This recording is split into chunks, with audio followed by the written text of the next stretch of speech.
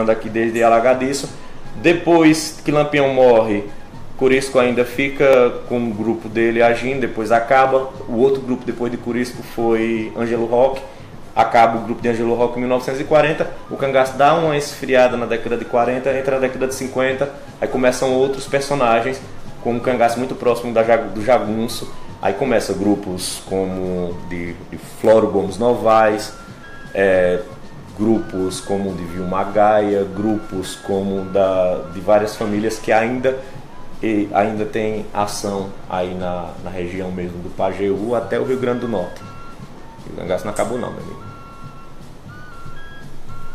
Aponte alguns pontos positivos e negativos que o cangaço deixou para a nossa sociedade ainda nos dias de hoje. Pontos negativos na verdade, a questão do medo. O êxodo, por exemplo. Muitas famílias saíram daqui do Nordeste com medo. Tem um pesquisador chamado Antônio Amauri, ele me contando, eu estive em São Paulo, lá na casa dele, numa entrevista no canal, ele disse que começou a gostar do cangaço justamente por causa disso, porque ele era pequeno, ia para o canavial, e no canavial, lá no interior de São Paulo, tinha muita gente que veio daqui do Nordeste, isso na década de 40 para a década de 50. E esse pessoal tinha fugido aqui do Nordeste, na cabeça dele, por causa da seca. O pessoal já pensa que só tem seca, só tem fazer canudo, só come calango, né? Aqui não é assim, você sabe que não é assim. Aí o que foi que aconteceu? Ele começou a perguntar, por que você saiu lá do Nordeste? Aí o pessoal começou a falar do cangaço para ele.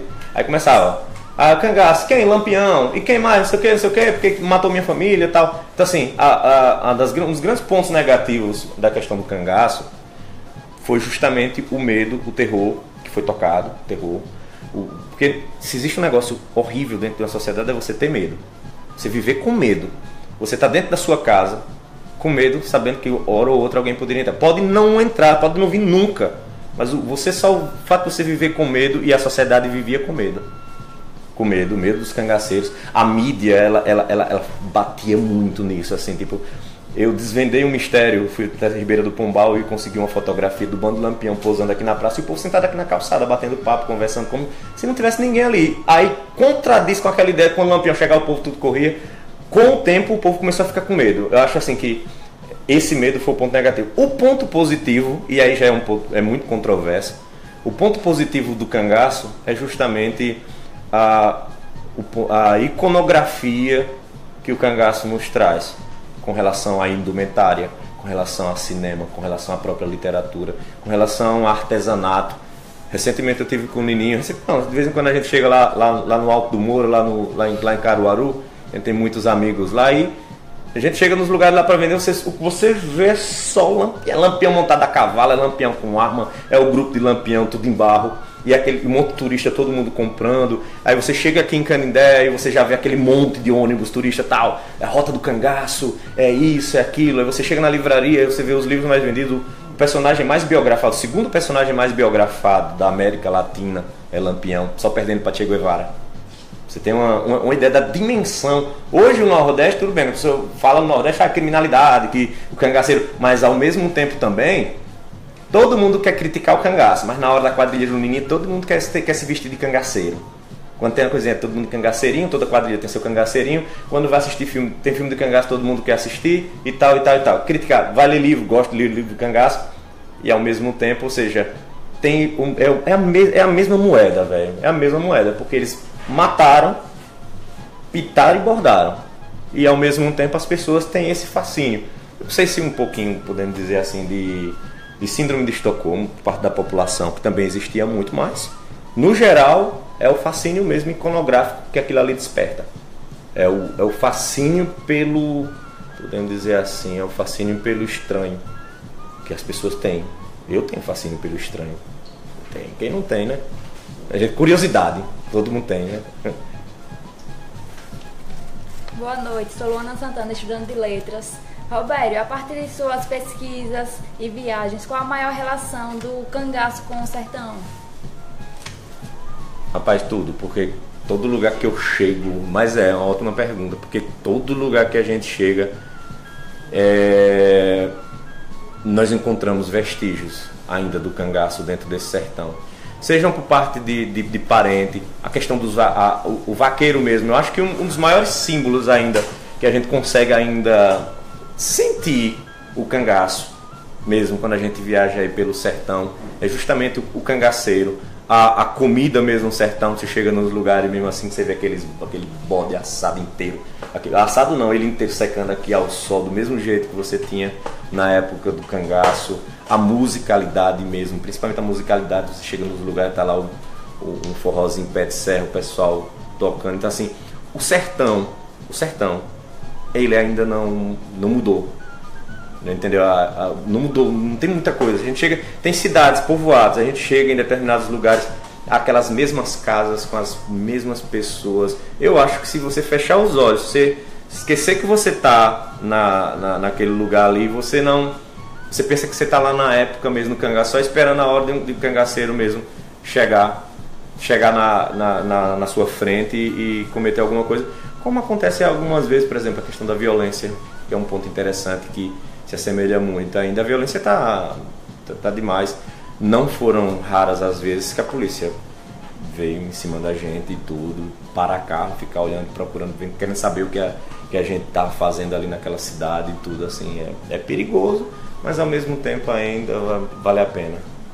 Para você, como essa indústria da seca colaborou para o aumento da miséria sertaneja, sendo que esse termo indústria da seca é usado para definir como uma estratégia de alguns políticos que aproveitam a tragédia da seca na região Nordeste para ganho próprio?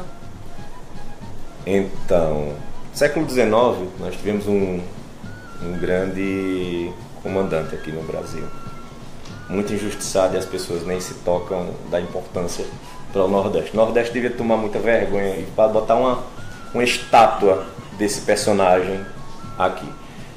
Dom Pedro II. Dom Pedro II foi o primeiro cara que teve duas ideias fantásticas. A primeira ideia foi a construção dos grandes açudes que tem no Ceará. Você chega... Ceará, ali era Paraíba ainda, né? Nós passamos... Velho, nós chegamos na Paraíba, quando nós íamos andando assim, quando nós olhamos para o lado esquerdo, você via aquele, parecia que tinha caído uma bomba atômica, de tão seco. Quando você olhava para o outro lado, você não conseguia ver o final do tamanho, a extensão daquele açude. Tudo bem que ele estava seco, estava na época de seca, e aquele açude foi construído por Dom Pedro. E ele também teve outra ideia. Ele teve a ideia de desviar o Rio São Francisco para favorecer famílias que tinham naquela região. Foi o cara que teve a primeira ideia de uma transposição do rio. Com o passar do tempo, a questão da seca, a questão estratégica da seca, os políticos, não só os políticos, que também podemos dizer assim que dá no mesmo, coronéis e políticos, por exemplo, do final do século XIX e início do século XX é a mesma coisa, porque aquele coronel, eu vou dar um exemplo, na região ali de Pernambuco, da Serra das Antas, da cidade chamada Águas Belas, tinha um cara que ele comandava a região toda. Você vê, a serra é um minadouro ao céu aberto. Segundo a história, ele comprou todo o terreno ao redor da serra para que as pessoas não entrassem e não pegassem aquela água que era de graça. Até hoje, você chega lá e todo lugar tem água, encanação, tal. Eu já estive lá e tudo. E ele pegava, enchia os caminhões, as carroças com água e descia a serra para levar para o povo. Na cabeça das pessoas era o quê? Que homem bom, não deixa nem eu subir com o trabalho para ir pegar água. Ele mesmo vem trazer água para a gente. Então eu vou votar nele. E ele continuou fazendo isso, e essa tática do início do século XX, década de 20, década de 30, se estende até hoje. Você chega no sertão, o que mais funciona é carro-pipa, por exemplo. E ai daquele que criar um projeto para abrir poço artesiano no terreno do povo. Ai daquele. Como na década de 80 nós tivemos um grande projeto de um político, eu não tenho problema para dizer, que foi o projeto Chapéu de Couro. Então dá o seu ao seu dono. Quem salvou, eu acho que os dois grandes políticos que se preocuparam com a seca no Brasil, Dom Pedro II e João Alves Filho, com o projeto Chapéu de Couro, que inclusive eu era menino mesmo e estava lá cavando a cisterna, aquela cisterna que parecia um chapéuzinho chinês, e a água vinha da chuva e entrava, não era nem para pegar água de lençol freático que secava, era para armazenamento de água da chuva. Quando vinha aquela chuva torrencial, eu lembro que a cisterna era vazando e a gente enchendo poço, que ainda construiu mais poço assim do lado. Então assim, Isso não é bom para o político. O que vai acontecer? A seca vai gerar a pobreza vai ficar com a cabeça devendo ao coronel, ao político, e automaticamente os que não estão satisfeitos com aquilo ali, eles vão partir para a criminalidade. Isso acontece muito, por exemplo, quando os escravos foram libertos, entre aspas, ele não tinha para onde ir, ia fazer o quê? Ia para cima dos morros, ia criar as favelas, os bolsões de pobreza. Isso acontece muito no sertão.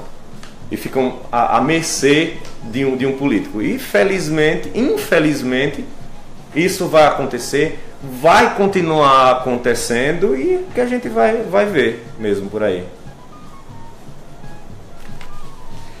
Quem foi Virgulino e quem foi Lampião? Boa pergunta. Foi dois caras totalmente diferentes um do outro, totalmente distintos. O grande problema que acabam colocando assim, Virgulino, Robson, ele passa a ser cangaceiro antes de ser Lampião. Ao contrário do que muita gente acha que ele passa a ser cangaceiro, por exemplo, após a morte do pai. Eu acho que existe o ponto de mudança de Virgulino para Lampião, não quando o pai morre, mas quando ele recebe o bando de Senhor Pereira. Em 1919, o pai dele ainda era vivo, o pai morre em 20. Em 18, final de 18 para 19, ele já fazia parte do bando de Senhor Pereira. Desde 1915, que ele já participava de refregas de brigas familiares, ainda como Virgulino. Ele entra no bando de Senhor Pereira como Virgulino. Ele perde o pai morre por decorrência dele tá no cangaço. Quando a Volante vai atrás do pai, lá em Santa Cruz do Deserto, um povoado de Mata Grande, em Alagoas, a polícia chega